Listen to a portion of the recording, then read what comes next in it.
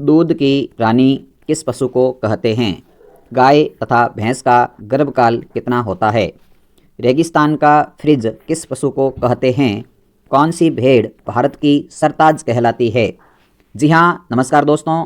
ऐसे ही प्रश्न जो कि पशु परिषद भर्ती 2024 के पेपर के पार्ट बी में आएंगे, तो अब आपके पार्ट बी के 45 के 45 प्रश्न होंगे सही। बिल्कुल ऐसे ही कुछ महत्वपूर्ण प्रश्नों का समावेश इस क्लास में किया गया है।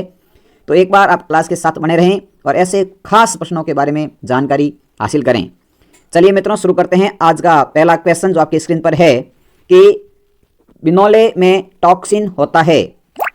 गॉसिपॉल, हीमोग्लूटिनिन, हाइड्रोसाइनिक अम्ल, लेथिरोजन। बिल्कुल आपको बताना है कि बिनोले में जो टॉक्सिन होता है वो किसका बना होता है। जी हाँ, जो बंधु यहाँ कमेंट बॉक्स में ऑप्शन नंबर बता रहे हैं ए, उनका सभी का सही आंसर है ऑप्शन ए, गॉसिपॉल या गासीपॉल। चलिए बात करते हैं कि बिनोले में टॉक्सिन गासीपॉल का होता है। एक इंपॉर्टेंट फैक्ट है कि हरा चारा स्वादिष्ट, सुपाच्य तथा विरेचक होता है। इनकी हरा चारा कैसा होता है? तो हरा चारा होता है स्वादिष्ट, सुपाच्य, इनकी अच्छा पाचन करता है, इसका अच्छा पाचन होता है और विरेचक होता है। चलिए बात करते हैं अगले प्रश्न की। अगला प्रश्न है आज की सीरीज का 27वां क्वेश्चन है अपने सीरीज का कि अंडा उत्पादन करने के लिए मुर्गी की सबसे अच्छी नस्ल कौन सी है? Kadaknath, Aseel, white leghorn, red cornish. जी हाँ, बिल्कुल आपको यहाँ पर बताना है कि कौन सी नस्ल है जो अंडा उत्पादन के लिए सबसे बेस्ट मानी जाती है। जो बंधु यहाँ कमेंट बॉक्स में ऑप्शन बता रहे हैं सी, उनका सही आंसर है व्हाइट लेग हॉर्न। देखिए बात करते हैं इसके बारे में। तो अंडा उत्पादन करने वाली सबसे बेस्ट मुर्गी की नस्ल है वो है व्हाइट लेग हॉर्न। और बात करें साथियों इस मुर्गी की नस्ल की, तो ये व्हाइट लेग हॉर्न जो नस्ल है ये मूल स्थान इसका है इटली। कहाँ का है? ये इटली की नस्ल है। चलिए नेक्स्ट क्वेश्चन की ओर बढ़ते हैं कि बकरी में गुणसूत्रों की संख्या कितनी होती है? यहाँ गुण नहीं, गुणसूत्रों की संख्या कितनी होती है? 53, 62, 60, 46। जी हाँ, मैंने इस प्रश्न के बारे में डिस्कस किया था पिछली क्लास के अंदर भी। तो 28 नंबर का जल्दी से कमेंट बॉक्स करें कमेंट के अंदर। जी हाँ, बिल्कुल सभी का सही आंसर है ऑप्शन सी, बकरी में गुणसूत्रों की संख्या होती है वो होती है 60। जी हाँ, बिल्कुल सही आंसर है सभी का। चलें आगे बढ़ते हैं। बकरी में गुणसूत्रों की संख्या 60 होती है। और साथियों एक विशेष फैक्ट है कि घोड़ा एक ऐसा जानवर है जो कभी जुगाली नहीं करता। आपने देखा होगा बाकी सारे जानवर जो अगाड़ करते हैं, अपनी भाषा में कहते हैं, उसे कहते हैं जुगाली करना। बाकी सारे जानवर होते हैं वो अपने पाचन क्रिया के लिए वापस खाया हुआ पदार्थ मुंह में लाते हैं और चबाते हैं और फिर निगलते हैं। लेकिन घोड़ा एक ऐसा जानवर है जो कभी जुगाली नहीं करता। गैर जुगाली का मतलब होता है जुगाली नहीं करने वाला। तो ये फैक्ट है, विशेष ध्यान रखें। चलिए आगे क्वेश्चन है कि संपूर्ण देश में राजस्थान किस उत्पादन का सबसे बड़ा उत्पादक है? यानी कि हमारे देश पूरे में राजस्थान कौन से पशु उत्पाद के लिए फेमस है? वो है ऑप्शन ऊन, मछली, चिकन, अंडा। जी हाँ, यहाँ पर आपने सभी ने सही आंसर बता दिया है क्योंकि हम राजस्थान वाले सबसे अधिक भेड़ पालते हैं, बकरी पालते हैं। तो यहाँ पर राइट आंसर रहेगा ऑप्शन ए, ऊन पालन। ऊन उत्पादन में राजस्थान का देश में पहला स्थान है। देखिए बात करते हैं कि संपूर्ण देश में राजस्थान ऊन उत्पादन में सबसे बड़ा उत्पादक देश है। इनकी ऊन के उत्पादन में देखा जाए तो सबसे बड़ा राज्य है, सबसे उत्पादक राज्य है राजस्थान भारत का।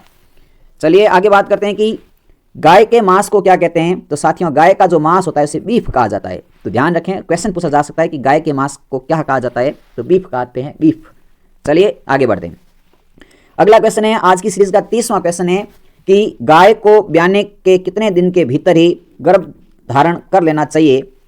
100 से 110 दिनों के बीच, 50 से 60 दिनों के बीच, 40 से 50 दिनों के बीच, 60 से 90 दिनों के बीच।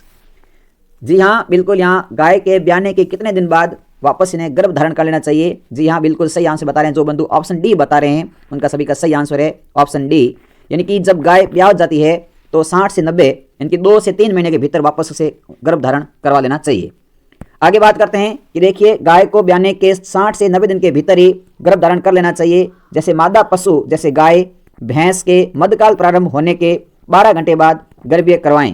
यानी कि जब गाय और भैंस आवाज़ करने लगती है तो उसका मध्यकाल प्रारंभ हो जाता है और मध्यकाल प्रारंभ होने के 12 घंटे बाद में उसे गर्भीय करवाना चाहिए। चलिए आगे बात करते हैं 31 नंबर प्रश्न की कि गाय की गर्भावधि कितनी होती है? 180 दिन, 90 दिन, 17 दिन, 150 दिन। जी हाँ, आपको बताना है कि गाय की गर्भावधि कितनी होती है। इनकी गाय के पेट में बछड़ा कितने दिन तक रहता है, वो जब तक पूरा बछड़े का रूप नहीं लेता तब तक दिनों की संख्या बतानी है। जी हाँ, यहाँ पर बिल्कुल सही आंसर है जो 31 नंबर का बता रहे हैं ऑप्शन सी, उनका सभी का सही आंसर है 17 दिन। देखिए बात करते हैं अपन, तो साथियों गाय की जो गर्भावधि होती है वो 17 दिन की होती है। और एक आपको फैक्ट ध्यान रखना है, जो ICMR संस्था है इसके अनुसार प्रति व्यक्ति को 300 ग्राम दूध मिलना चाहिए। जी हाँ, कितना ग्राम? 300 ग्राम दूध मिलना चाहिए। आगे बात करते हैं आज का क्वेश्चन 32 कि 100 किलोग्राम शरीर भार वाली गाय को प्रतिदिन कितना शुष्क पदार्थ आहार में देना चाहिए। यानी कि अगर किसी गाय का भार 100 किलोग्राम है तो उसे कितना चारा देना चाहिए? शुष्क आहार का मतलब है सूखा पदार्थ खाने में देना चाहिए। 1 किलो, 2.5 किलो, 3.5 किलो या 5 किलो। जी हाँ, आपको कमेंट बताना है कि कितना चारा इसको देना चाहिए।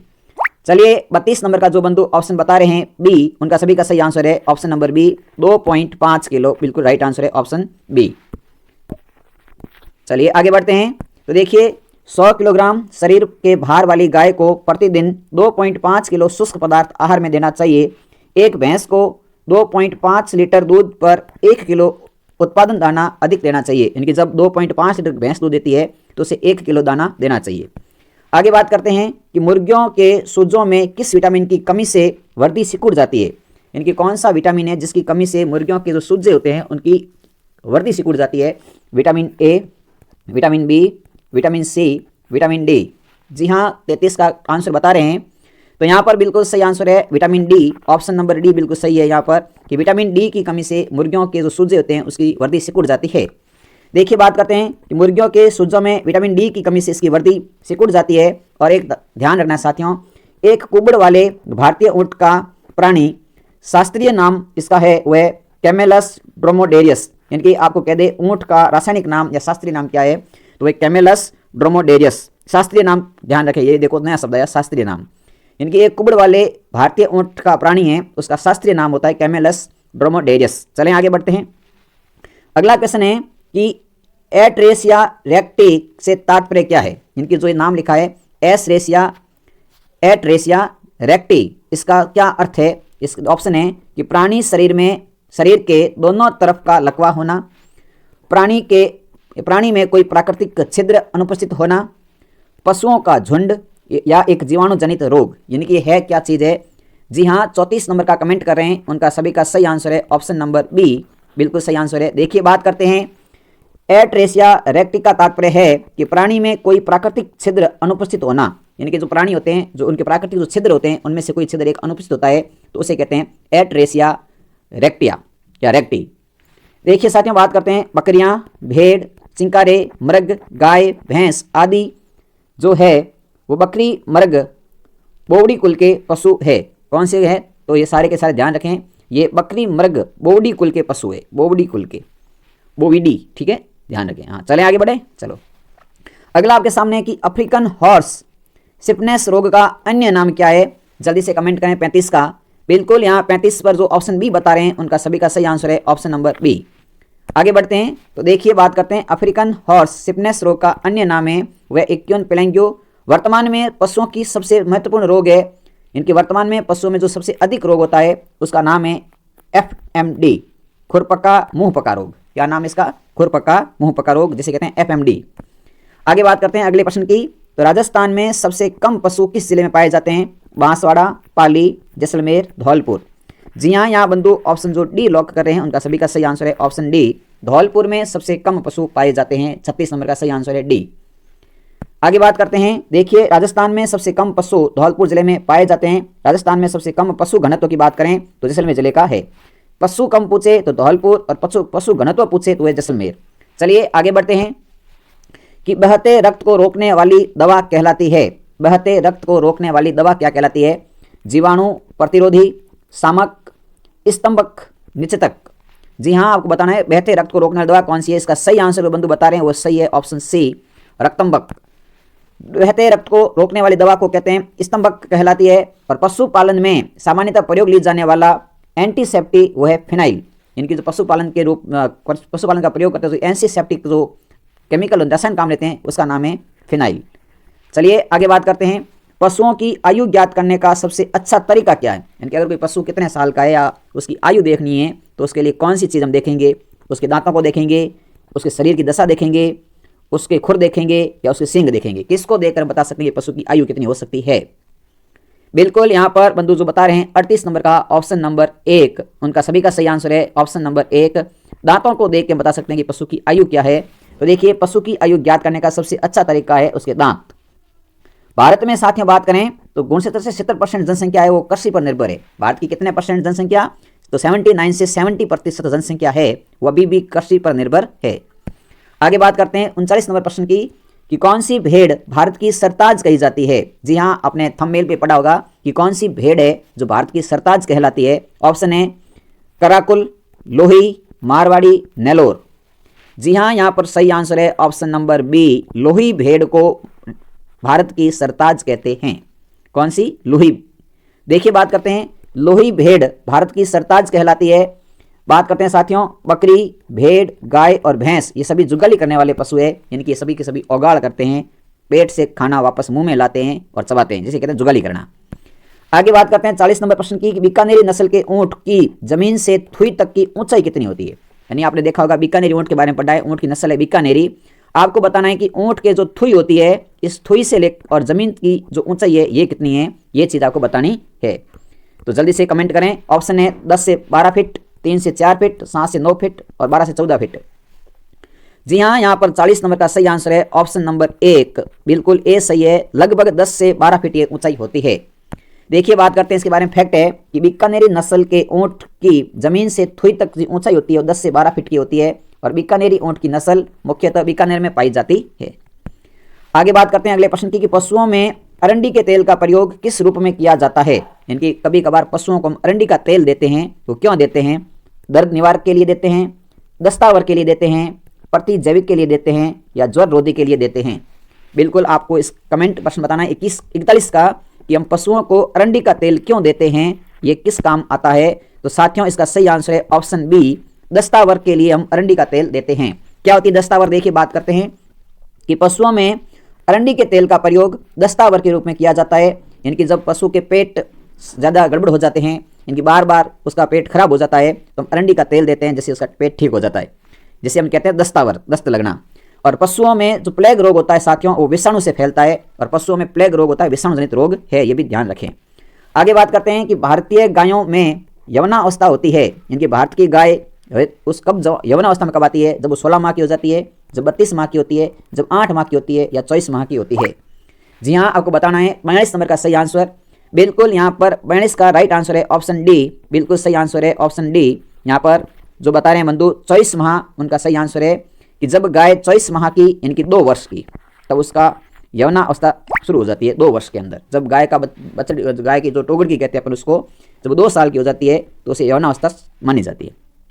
आगे बात करते हैं देखिए कि भारतीय गायों में यवना अवस्था है वो 24 माह में होती है। गाय और भैंस में कृत्रिम गर्भधान की वेजाइनल स्पेकुलम विधि का प्रयोग किया जाता है। तो यहाँ पर साथियों विशेष ध्यान रखना है आपको, मैं एक बार इसको हाईलाइट कर देता हूँ शब्द को, वेजाइनल स्पेकुलम। क्या ध्यान रखना है? Vaginal speculum. देखिए मैं इसको आपके सामने अलग पेन से थोड़ा सा इसको अंडरलाइन कर देता हूँ, ध्यान से आप पीडीएफ में भी देख लेना और अभी भी लिख लेना कि गाय और भैंस के जो कृत्रिम गर्भधान होता है उसकी विधि का नाम क्या है।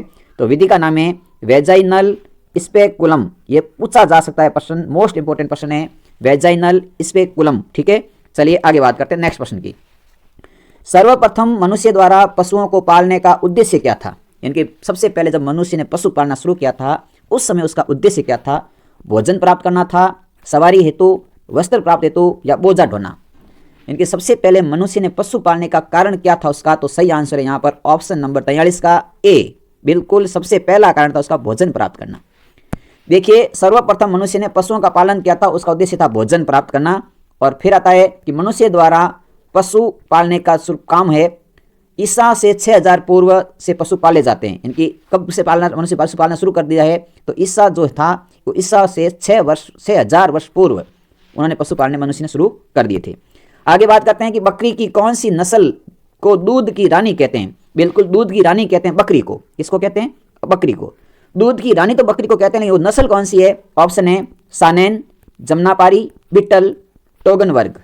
बिल्कुल आपको बताना है कि कौन सी नस्ल है जिसे दूध की रानी कहते हैं, यानी उस बकरी का दूध बहुत ज़्यादा होता है। तो यहाँ पर बिल्कुल सही आंसर है ऑप्शन नंबर डी। 44 नंबर प्रश्न का डी नंबर सही है, वो आंसर है और आंसर का नाम है टोगन वर्ग। क्या नाम है? टोगन वर्ग की जो बकरी होती है उसे दूध की रानी कहते हैं।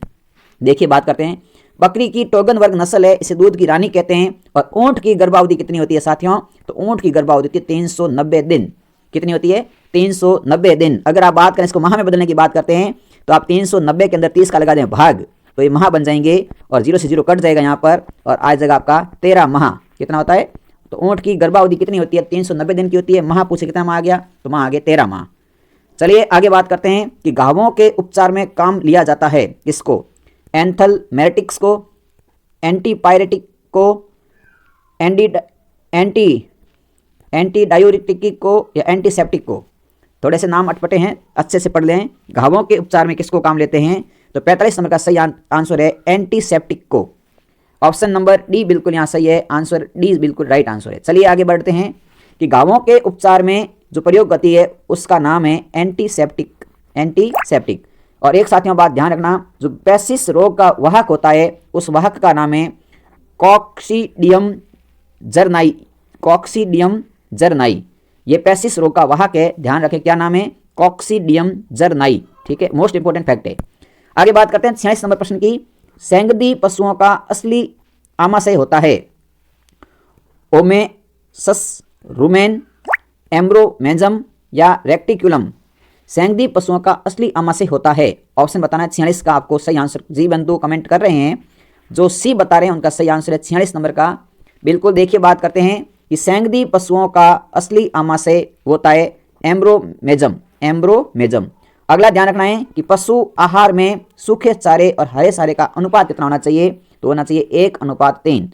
सूखे चारे और हरे चारे का अनुपात, ये काफी बार पूछा भी जा सकता है, अच्छा क्वेश्चन है। तो आपको पशु परिषद ध्यान पढ़ते हैं तो यहाँ ध्यान रखें 1:3। चलिए आगे बात करते हैं। आफरा की दवा है, इनकी जब पशु को आफरा, इनकी पेट फूल जाता है तो उस आफरे की दवा क्या है? उसका नाम बताना है। नक्सकॉम 30, साइना 200, लाइकोपोडियम 200 या उपरोक्त सभी। जी हाँ, आफरे की दवा है, तो तीनों ही आफरे की दवा है। ऑप्शन नंबर डी सही आंसर है, यहाँ पर बिल्कुल राइट आंसर है ऑप्शन डी, उपरोक्त सभी। तो देखिए आफरा की दवा की बात करें तो लाइकोपोडियम 200, साइना 200 या नक्सकॉम 30 है। अब अभी मैंने आपके थंबनेल में पढ़ाया था आपको कि रेगिस्तान का फ्रिज किसे कहते हैं? तो रेगिस्तान का फ्रिज कहते हैं बकरी को। वेरी इंपॉर्टेंट फैक्ट है, ध्यान रखें।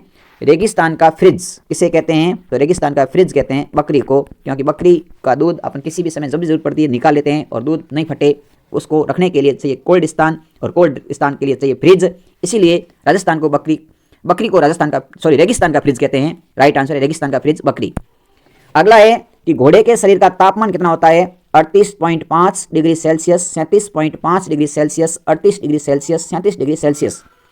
घोड़े के शरीर का तापमान की बात करें साथियों तो यहाँ सही आंसर है option C 38 degree Celsius, right answer है। नेक्स्ट देखिए, घोड़े के शरीर का तापमान 38 डिग्री सेल्सियस होता है, जबकि भेड़ के शरीर का तापमान की बात करें तो भेड़ के शरीर का तापमान 102 डिग्री फ़ारेनहाइट होता है। भेड़ के शरीर का तापमान 102 डिग्री फ़ारेनहाइट होता है। 102 डिग्री फ़ारेनहाइट होता है भेड़ के शरीर का तापमान। चलिए आगे बात करते हैं कि एक गाय का गर्भकाल कितना होता है? 160 दिन, 134 दिन, 281 दिन, 173 दिन। तो गाय के साथियों गर्भकाल की बात करें तो यहाँ सही आंसर है एक गाय का गर्भकाल होता है ऑप्शन सी, बिल्कुल राइट आंसर है 281 दिन। कितना होता है? 281 दिन। देखिए गाय का गर्भकाल 281 दिन का होता है, जबकि भैंस का गर्भकाल 310 दिन का होता है। आगे बात करते हैं आज के लास्ट क्वेश्चन की, जो 50वां क्वेश्चन है कि निम्न में से कौन सी बीमारी जीवाणु जनित नहीं है? खुरपका, मुंहपका, गिल्टी रोग यानी कि एंथ्रेस, जहरबाद यानी कि ब्लैक क्वार्टर, थनेला। जी हाँ, आपको 50 का सही आंसर बता रहे हैं, वो आंसर है ऑप्शन नंबर ए, खुरपका तथा मुंहपका। ये जो जीवाणु जनित रोग नहीं है। क्यों नहीं है? क्योंकि यह एक जो रोग है ये विषाणु जनित है, जीवाणु जनित नहीं है। और एंथ्रेस जीवाणु जनित रोग है। ठीक है, तो साथियों ये थे आज के कुल 50 क्वेश्चन जो अपने डिस्कस किए। ऐसे ही इंपॉर्टेंट फैक्ट के साथ हमें रेगुलर क्लास लेते रहेंगे आपके साथ। तो आपको क्लास कैसी लगी इसके बारे में आप ज़रूर कमेंट करें, और साथ ही साथ आप हमारे साथ पहली बार जुड़े हैं तो हमारे इस चैनल को आप सब्सक्राइब ज़रूर करें, और सब्सक्राइब करके आप घंटी के निशान को दबा दें ताकि जैसे ही यहाँ से क्लास स्टार्ट होगी तो आपको उसका नोटिफिकेशन मिल जाएगा।